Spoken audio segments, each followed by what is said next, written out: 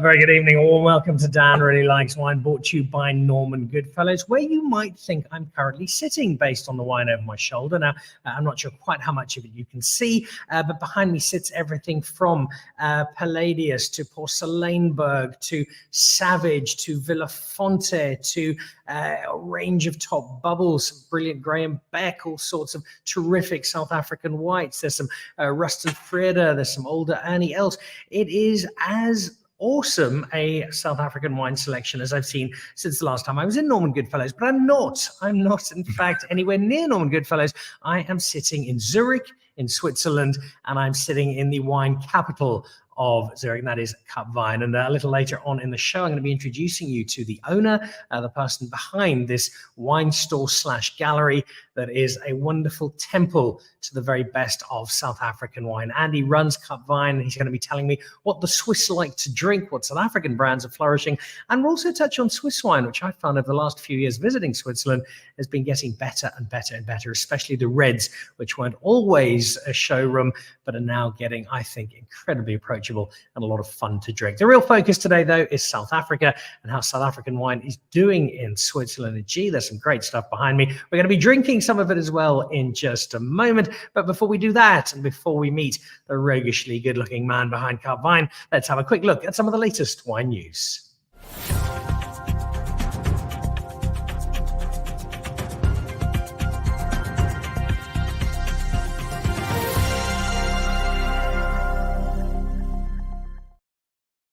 So while I am in Zurich at the moment, I will be on a flight home tonight, and tomorrow I shall be in Fourways, which is, of course, the natural destination to leave Zurich for. It is the Bella wine tasting. Last few tickets available. I'll be there with the Bella team, and we will be discussing their wine, introducing it to you, giving you a taste and some snacks as well. If you'd like to come along, that's $5.30 for 6 in Fourways. Tickets available at Norman Goodfellows, and every cent of that modest ticket price goes to charity. It's a wonderful way to drink some wine, support a good cause, and learn a little more about, in this case, Bella Wines. Hope to see you there Tuesday evening, 5:30 for 6 in Fourways.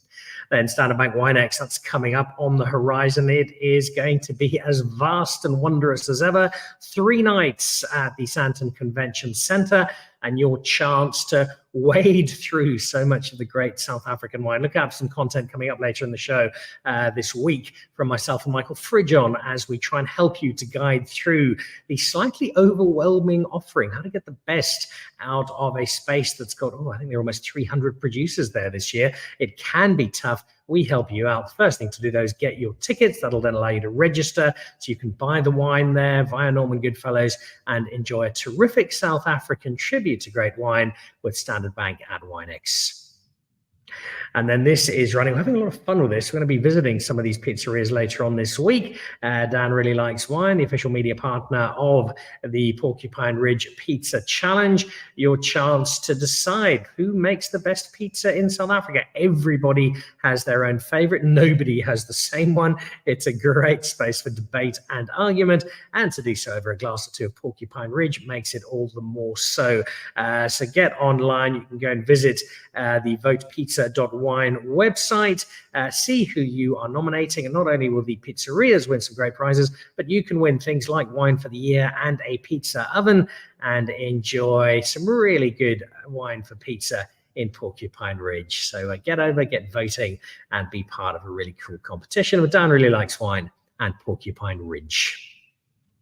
Well, I haven't been eating pizza this week. I've been here 2 days now, Andy. I'm 11 cheese fondues down. I have a slight weakness for the national Swiss dish.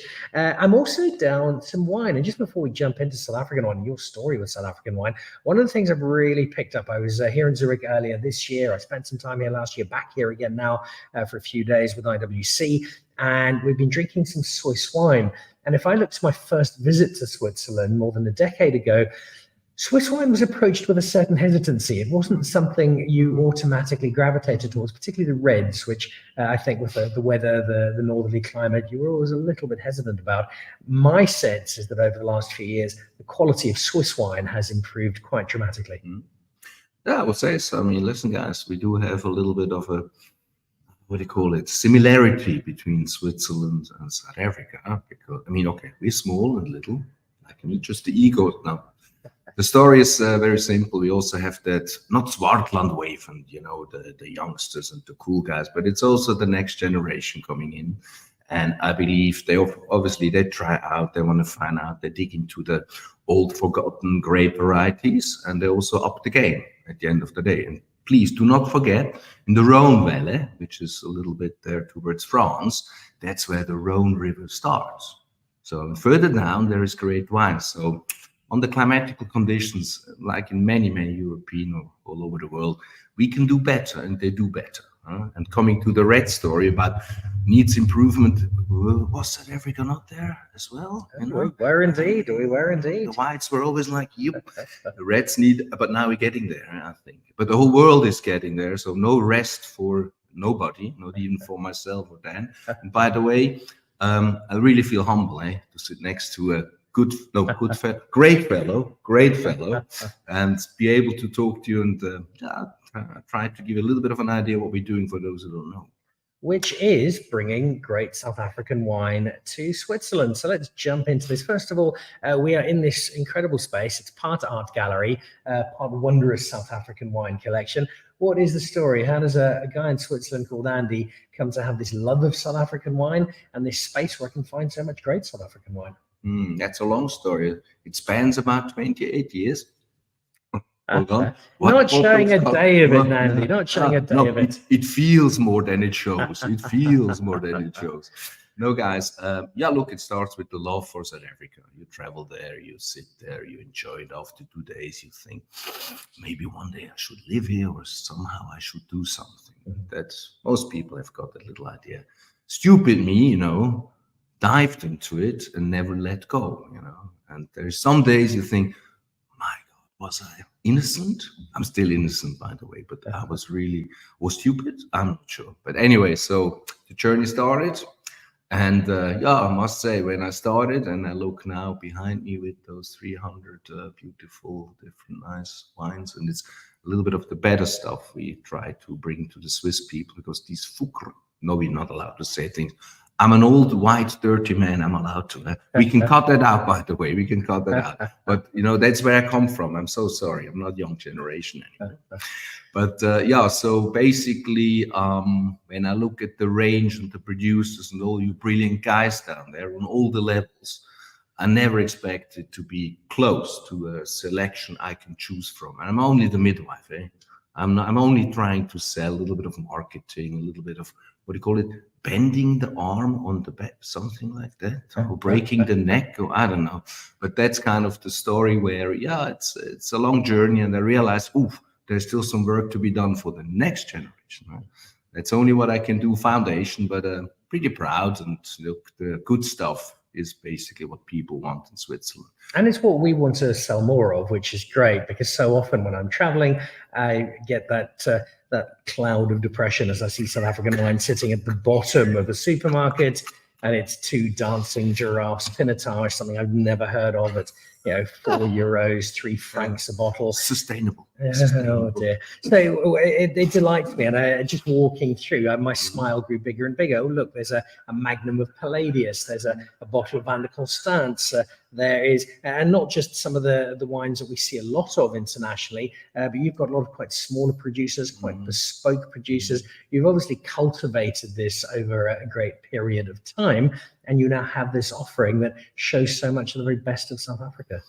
Yeah, look, after all, now and again, I have to open a bottle and drink it myself. It's research, Andy. It's research. Yeah, exactly. I wanted to know who wants to drink those 2 giraffe-legged, whatever what. Please, I don't. And as we know, with age, you're, what do you call it?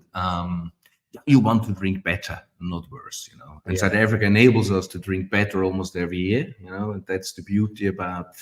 There is always more, and these young guys, look, I always have a little bit of a, what do you call it, not a sweet tooth, that's the other one, but I'd like to support the guys who really try and go out there and start up, and hopefully, one day they pay back because they become famous, like Chris, for example, many, many other examples, and that's where, my passion is, and of course, then sometimes you need a little bit of the commercial end of the game as well. And someone has to pay the bills, and it's not me. It's not me. But the story really is when you look at supermarkets in Switzerland, Kapweine, because we have the range. I used to be a little bit louder than today, quieting down quite a bit, but still on the level. And on our shelves, we plant the reserve range. That's the game. I don't need to compete on €3 FOB wines or €2 even below. We have rather the €20 wines on the shelf, not 20 FOB, by the way, don't get me. No. But the €20, so that's image, That's where people, if they drink, they get completely convinced about South Africa. That's the game. But it's a long, hard game, as we know. And I'm not a producer, it's not this generation game, but still. But we're getting there, and it's difficult with New World and South Africa and all far away and ecological. All is wrong, of course, we know, but that's the mindset, And so that's let's talk about this art of persuasion over a glass, because you've got some bottles open here. Let's have a taste of something, which again we're only doing for the purpose of the show. Stellenrust and Tertius is doing such terrific work. I think I've lost count the number of Shannons he's making at the moment, but able to do so in so many different styles. The barrel fermented style and Shannon that's without. So this is a great example of Slavic Chenin Blanc, and I think it's a nice starting point for talking about how you are introducing South African wine to an audience here in Switzerland, and that Chenin Blanc is something we have done so well in South Africa, making our own and taking what can often be a slightly more austere grape out of the Loire and giving it that African sunshine that has allowed it to be, I think, a more approachable, richer, more rewarding grape. How big a role has Chenin Blanc played in allowing you to convince people that the South African wine story is one to start approaching? Well, I think it's our big card on the white side of things, because we do have the qualities, sometimes, more often than not, at very decent price points. And it's approachable. I think approachability on something you get to know. You don't want to go into the austere, maybe too complicated, to whatever, because then you only talk to a few people or to a few journalists, which is fine, but we want to talk to the people who drink. And Chenin is the best example, of course, to show the difference. South Africa has different grape varieties than the rest of the world. We can do great Chards. We can do a great Sauvignon Blancs. Okay, let's talk about that later. But there's many, very good white grape varieties we can do. But there is, of course, a lot of competition. And on Chenin, that's where we shine. And we introduce something new-ish, because the Loire is not like on the first, picking order list on the top there. But so, and then you can do a hell of a lot great. Not only Tertius, not only them, but look, the Swartland guys we don't need to mention. And it's to me really that drawing card, and it works. It works. Is it a drawing card that people now in your audience, in your Swiss group of clients, do they understand more Chenin? Do they understand more, this is from Stellenbosch? Where is the education about South African wine winning? What is driving home about South Africa? Okay, first of all, if people have visited, it makes a big difference. They know. Yeah. If you go to a restaurant, you want to sell in a restaurant, you got a sommelier there. He maybe knows where Stellenbosch has heard Stellenbosch, but they have no idea, they have no interest in. But we also have to understand, these guys are exposed to the greatest wines from the world, from all the regions, we all dream about a little bit, to drink the better wines at a price. And of course, if you look in Zurich, for example, you got every day 2 or 3 or 4 or 5 tastings you can attend. So you go to the Barolo, or the Tuscany, or the Rioja, or the Priorat, or whatever.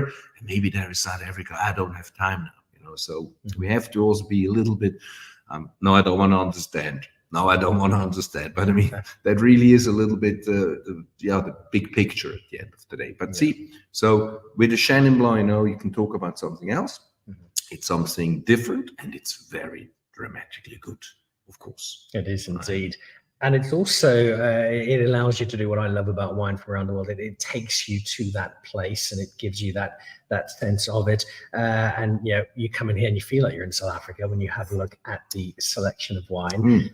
Wine that, again, it goes back to the point I made about the supermarkets. For many people, value is often what they associated with South Africa. How much of a shift is there in the understanding in Switzerland that South Africa can occupy a premium space? Well, of course, that's my big driving point. I don't want to sell container loads of Sauvignon Blanc, which gets replaced by chili when the rand rises or drops or whatever chili can offer. It's not sustainable. Those people, they buy the cheapest, but they even don't know next day what they have been buying and drinking. So, of course, premium image, brand. It's brand South Africa. And we have to fight a lot of little negative things that I don't want to mention now. But when it gets dark, or it's dangerous, all that. No, we don't want to talk about that. It's there. It's almost everywhere. Okay, Zurich, maybe Switzerland, a little bit on the tip of the iceberg. It's so terrible and tough to live here. No, it's actually a beautiful country. So this is a man who arrived in an Italian sports car smoking a cigar. So clearly this is a tough business for you. It's a German sports car. Is it a German sports car? And it starts with a P. And it's not a Fiat. It's fine. Of course, I want to share a little bit with myself what I'm achieving here together with everybody. I can't do it on my own, not without my team, not with guys like that. No, everybody, we're all in the same boat, we have to thrive that boat. And of course, I'm a little bit of a driving person, sometimes too hard into the wind, whatever. No, I'm not sailing. I can't sail. But anyway, so at the end of the day, it's push, shove, and you have to really put your whole, everything behind, And then it kind of can work, as I've seen. But as I said, when I started, there were maybe 10 South African wines you could maybe introduce, on that quality level. I want to sell wine to the market, because you have to raise a certain attention. The attention is people, especially in Switzerland, into wine. They buy some of the best, in this world, and there is every price level is represented. And I think our forte is we can't really play yet on the very top notch end, because there's a lot of image attached to it, which we still have to build.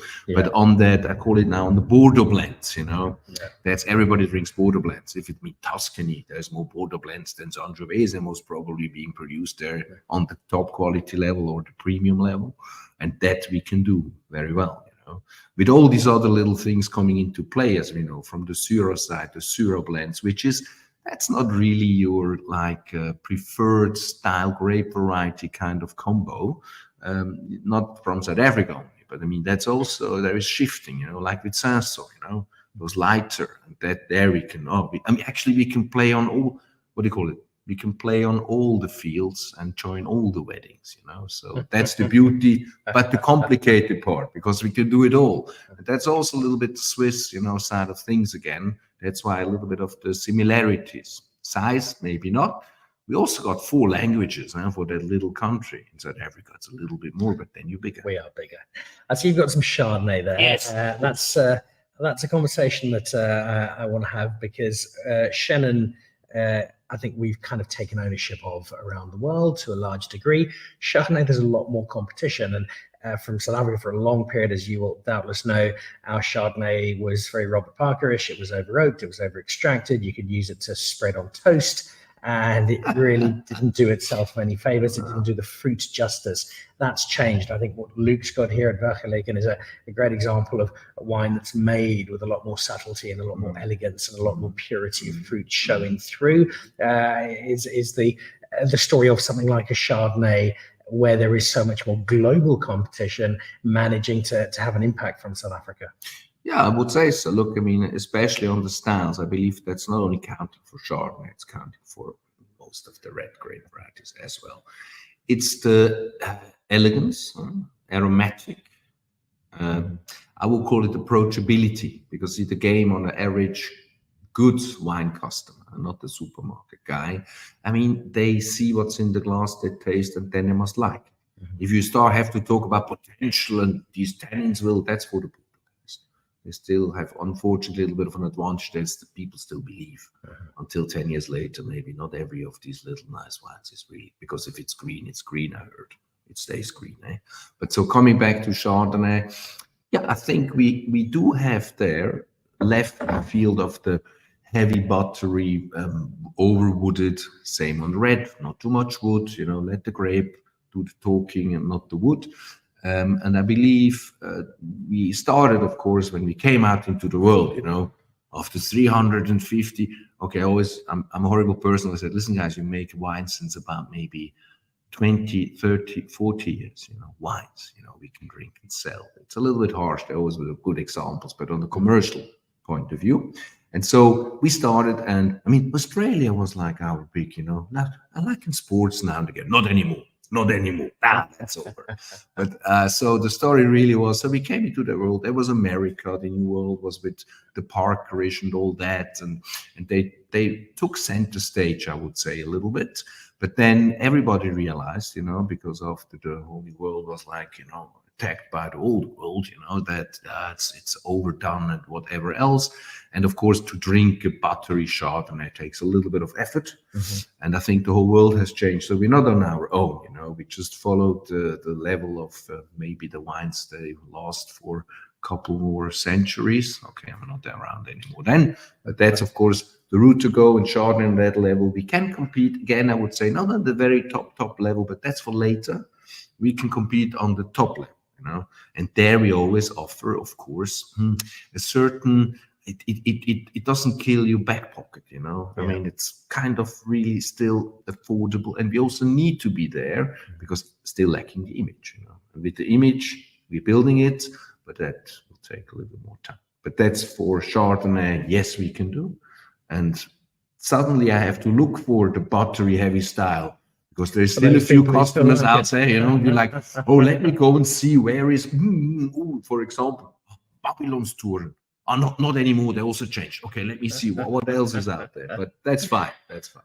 It means you have to keep very up to date with a lot of different South African wine, and that reflects in the range of producers.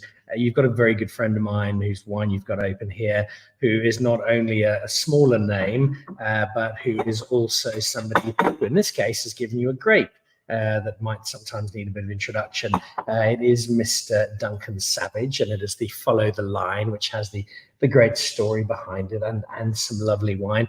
Here you've got a producer who is, for those in the know, as good as it gets in South Africa. He's a winemaker of the year. He's a member of the Cape Winemakers Guild, but somebody who perhaps isn't so much of a household name in Switzerland. Tell me about that side of the business of introducing somebody who is an incredibly gifted winemaker, who's made wine that has got acclaim from lots of top wine writers, and you now have to translate that into your general wine audience here in Switzerland.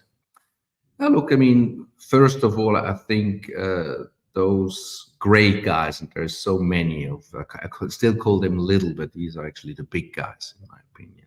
They thrive in the South African point, maybe actually home for the world in the future. And in Switzerland, which we, not an exception, we're just a little bit slow, traditional.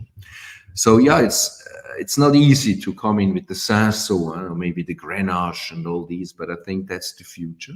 On a slow, easy start, and then you need examples like these wines to make the point, And people also realize that, again, we're still moving further away from the over-oak too much. That's where Cinsault as a grape variety comes in. Have I mentioned climatical warming, when it gets too hot in summer, even in that 2 seconds of summer we got in Switzerland. When it gets too hot here, I mean, you want to drink one of those nice little great Villa Fonte, maybe that's for dinner with your steak when it's a little bit colder outside, which is more often the case in Switzerland than not. But if you have a little bit more sunshine here, that's the grape variety. You can play, and people are slowly opening up. Actually, to me, all these great little producers with their artisan wines and styles and experiments, they would be ideal for our little sommeliers, for the restaurant list, to enlighten them, to give them a little bit of spice and flavor from South Africa, to lighten up their boring, ever Italian, Spanish wine list. But they don't listen to me, because ignoring is maybe the one word which I hate. But one day they will not be able to ignore it. But that's, as I said before, next generation also has to do some work here. I can't do it all on my own, please. I ate at a very, very good traditional Swiss restaurant last night with a South African friend of mine who lives here. And we had about half a hectare of schnitzel with cranberry sauce. I think the Cinso would have washed it down. Probably better than the 8 liters of beer that the restaurant decided to furnish us with. But it does lead to, I think, quite an important question for, certainly for me, for a lot of people who watch the show, where we don't see wine in isolation. We see it with food, we see it with people, we see it as part of a bigger story. Is that something in Switzerland? Would most people over dinner have a glass of wine? How entrenched in the Swiss culture is that? Well, very much so. I mean, look, we always have been in the middle of everything, even keeping separate, which maybe is not the worst thing you can do, looking at, the European Union or. But of course, we work with everybody who has money. It's okay. It's fine. It's not, and has good wines and all that. No. We're open for everything. But look, I mean, that's of course with our own little wine tradition. I mean, export Switzerland. So South Africa is a big exporter. Switzerland, I think there's not even 1% exported, because from the good stuff we don't have enough, and then we drink it on our own, and the bad stuff nobody wants. Simple. But it's okay. So we have, I mean, look, I think consumption in Switzerland goes down like in every other country, and there is no end to it. So we have to upsell, and that's of course why we got the upselling stuff here. And yes, there is still that wine and food, because food, that's the culture, And wherever there is vineyards, there is good food and hopefully good wine. And at the end of the day, so that's a safe one. But I mean, people drink less, health reasons, the youngsters coming in, but the youngsters, they're not drinking the wine we want to sell them, That's for later. I think, even in Switzerland, is it 30? No, it's not 30 years old. When you move towards 40 and you move towards not going to the clubbing anymore, but you're with friends, as you mentioned before, you go out for dinner, that's where, the wine comes into play. And then you want it at home, and that's the game. But it's, of course, drinking less, a healthier lifestyle. Doesn't come for us, eh? Someone has to keep up. We do indeed. Well, we're only in our late 20s, so yeah. Behaving like. You've got some Duncan Savage here, and Duncan, if you're watching, as I know you usually are, this is drinking gloriously.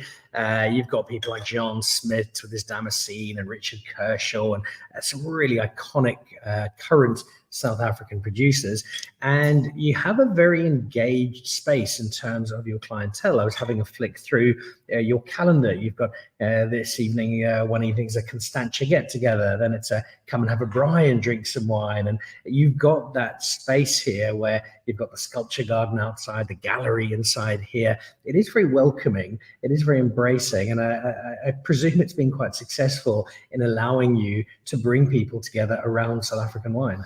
That's exactly the idea. The Boma we're going to build out there pretty soon. Brilliant. No, it's a beautiful outside space. We have these events, even cigar evenings, Rock Lobster Night was also. But of course, look, we opened that beautiful space in the heart of Zurich at the very, very, I call it image driving, location. Art that happened, but I like it because it's also art and wine and food and culture. It's kind of a little bit of and it's of course has started only. The game is to bring people together. That's why it's called the tasting room, which I actually intentionally didn't want. I mean, I was like, no, let's work a little bit less, maybe go more to South Africa, not to buy wine, to like enjoy. No. There's still something on the mission calendar for Mr. Zimmerman, which my team supported me there heavily, to do it. Now I'm the only one who pays for it, but that's fine. No, but also got great support from the producers on tasting stock, because we're going to go through a hell of a lot. And it's also for the companies, to have a nice spot, to have their events, their gatherings, their tasting experiences, as well as having a party, and then this is kind of course, always the intention, introduce them to South African wines, and then please buy some, and they do, because if you can't travel to South Africa, there's always sold, everything done, boom, but not everybody, feels like ready. Come here to taste the South African wines and find out, if you taste the wines, it's almost as experiencing your trip, it's your wine trip, and then you actually sold. But there is some resistance, because it's just that, like, there is no spot in my cellar for such a beer because I'm European. Anyway, we work on that. This shop is basically, I would say, the passport through to that side, and it's early days. I mean, we opened 5 months ago. Contract is 10 years. I'm not sure if I'm around then, but this will still be around. But it's, I think, great because it's image driving, and it's hopefully one day sales driving as well. We're not there yet, but that's all good because our rural setting is on the other side. Where's the other side? Somewhere there on the other side of the lake. This is called Gold Coast. I wonder why. There's lots of banking and money is here, and of course that's also the emphasis, because that's where these people go shopping here, and so we want to draw them in, and I think it was the right move, and even it was a little bit maybe for my own little ego, which I'm hiding very well, I try hard to hide it, It hasn't shown through at all. Thank you. I knew it. I'm such. Before we wrap up, you spoke about people maybe not having rum in their cellar, and that most people somewhere like this come to buy wine to store as opposed to drink. But it certainly doesn't have to be the case here, because having had a look through, I think we've got some Takara that's 2020, which is definitely, as I finish this, definitely something you can drink right now. But you've got some 2017 Ernie Els, and that was such a great red vintage from Stellenbosch. There was some 2018 Rust and Freda. You've got wines that are going back 5, 6, 7, 8 years already. These are not new releases. These are not wines you picked up in the last week because they've just come out. So there has to be an element in which you are storing some of this wine, in which you are offering people the chance to drink wine that is getting a little closer to that ideal drinking window. Listen, then, as we're getting older, and we're really starting to go towards our climax, our being the best we can be. We're not there yet. Years still to go. Years still to go. And that's the same on wine, and this experience we want to bring to the consumer, of course, to show pedigree, to show, of course, longevity, maturation potential, standing power, and all that, whatever you call it. And it's also for the guys, to make sure that, no, it's not the new world you have to drink yesterday because you open the bottle, because that's a perception. We got to fight a lot of perceptions, unfortunately, with every day. And that's also when we got the producers visiting. I normally pick a bottle of, 15 or even 12 or 11 Glenelly Lady May. Actually, there was a Constantia Glen 5 2008 that opened, which was like, this is showing, listen here. And as maybe you know, the vineyard was about 7 or 8 years old then. And Justin didn't know what to do then, but he did great, And now he knows a little bit more what to do. So, and this is basically to translate or to, the message of, pedigree, longevity, getting better. And of course, I have not only storing these wines for my own consumption or for sharing with friends or clients. Sharing is always nice. I'm not sharing. Caring. I'm not sharing. Okay, I'm caring a bit. No, but so the story really is we sell these wines as well, and I have started lately to increase a little bit of my putting it aside, because it's all about, what is it again? Cash flow, money, storage space. And listen, here in Switzerland, it's really, it's most expensive city in the world now. Maybe Dan will shed a tear with me now. Let me just say, I took a friend of mine out to brunch in Zurich yesterday, and as a result, my children are not going to go to university. So that's. By the way, I also want to make sure that selection of wines have nothing to do with it, what we show today. And Dan doesn't have the time that we can open all the wines from all my friends and producers and whatever. But everybody gets his share. Look, I make sure. One final one for you, just as we wrap up what's been a lovely look at the South African wine story here in Switzerland and your own story. There are some great producers here. There are also, I suspect, quite a few producers who would love to be here. And whether it is part of Andy and Kapweine or it's just part of a greater Swiss offering, I think you've given us quite a few pointers. But if you were to sum up for a South African wine producer who's looking at Switzerland as a possible wine destination, What are people getting right? What are they maybe not getting so right? What should you be looking at if this is a market you'd either like to break into or do more in? Be nice to Mr. Andy Zimmerman to start with. It goes without saying. Number two, be very nice. No. Post-Cuban cigars. No, by that's the fine. boxload. No. I rather give than take. Okay, now and again I must take. No, look, of course, first of all, it's quality. It must be even, and punching above the weight, would be the next one in terms of if you get introduced, so because look, there is 12, 1300 South wines in my range. There's a few other guys doing a great job in Switzerland. For nobody, it's easy. Maybe I make it look easy now and again, but it's not. And so you always have to imagine, and now you come into a full boat, and you want to make an impact. How can you make an impact? You don't have the name, perhaps, you're not branded yet. So at the end of the day, most probably, it's something where you have to make a nice offer. You start somewhere and you can build your price point up over the years. And not jumping 10% every year, like in South Africa, perhaps, no, it's just because, see, Switzerland, okay, there was a little bit of inflation lately, just a tiny bit. Just a touch. The 10 years before, there was zero inflation, and in a non-inflationary country, and you want to rise prices, a little bit difficult. Of course, we look at the Italians, they also can do it. Okay, we're not there yet, but yes, the game is, I want to increase my price to my consumers here over time. And I'm starting also with the matured ones, which people buy. They got them in their cellar. They open now a bottle of 15 or even 13, and they're like, whoa, and they can still buy it. Not everything.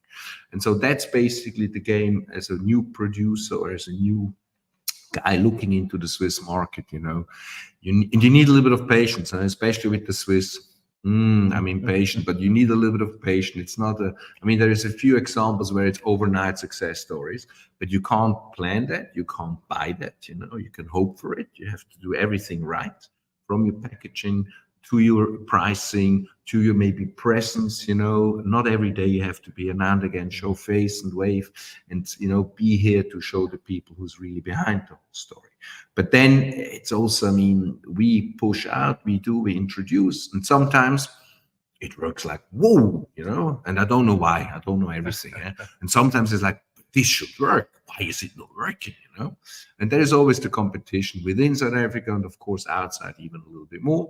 So at the end of the day, I believe start with the right price point where everybody can give you advice. I want to be always fair, hey? If you are fair, I'm fair, The point is I want to sell you wine at the most expensive price point I can, as long as it still sells, That's kind of that game. And if you both achieve that, but it's also a story. Well, I got a couple inquiries, now and again, and I cannot do everything. Yeah. Everybody cocks up on me about, but Andy, don't we have enough of the Cabernets? Oh, well, but this one, this one we need to. So that's most probably my biggest downfall, But it's like my passion at the end of the day to bring out more and more from South Africa, the good stuff. And so yes, I have added a couple of little guys like Dreibuch, like Tesla-Stahl, I can't keep still. Maybe that's the one. Like your passion is definitely our reward as the South wine industry. You've got an absolutely stellar selection of wine here. You clearly love it, and you clearly really vested in. 5 months in, only just beginning, but there is so much more to come. And it's great that South African wine has got such a wonderfully natural and loved home here in Switzerland. Look, I'm proud that, again, I'm the midwife. I only can do as good as you can do. My job is not to drop it. My job is not to drop it. I have to bring it home, and then Dan's job is to pay for university or something like that. No, at some point. That's of course without passion, as you know, guys, you got the passion, and that's also here. And maybe that's one of the reasons why we are a little bit successful. But I can tell you, potential. Oh, Jesus, if we would break into the restaurant side of things a little bit more, but that's still a little bit of a deadlock, as I said, next generation. But if that happens, guys, we will sell pallets of the good stuff, not only those couple cases. Well, there is plenty of the good stuff here at Kapweine. If you are watching this from Switzerland, then you probably already know about Andy and his wondrous cave of wine delight. But if not, make your way through, come and experience it. If you're watching in South Africa as one of our wine producers, well, this is somewhere you can take great inspiration from in terms of the Swiss potential. And if you are like me, just holidaying in Zurich, well, it's a wonderfully nostalgic touch of home here with some terrific wine. And a great way to wrap up the afternoon. Andy, thank you so much. It's been a pleasure spending time with you. We might need to do a little bit more research once the cameras have stopped rolling. Thank you very much for joining us on Dan Really Likes Wine. This has been a very special edition from Kapweine in Zurich with Andy, and in partnership, as always, with Norman Goodfellows. I fly back to South Africa tonight. I might see some of you at Bella tomorrow evening with Norman Goodfellows. Wherever you are in the world, be it Zurich, be it South Africa, be it elsewhere, fill that glass with South African wine and raise a toast to a product that just keeps getting better and better, in a no small part thanks to people like Andy. Cheers. Cheers.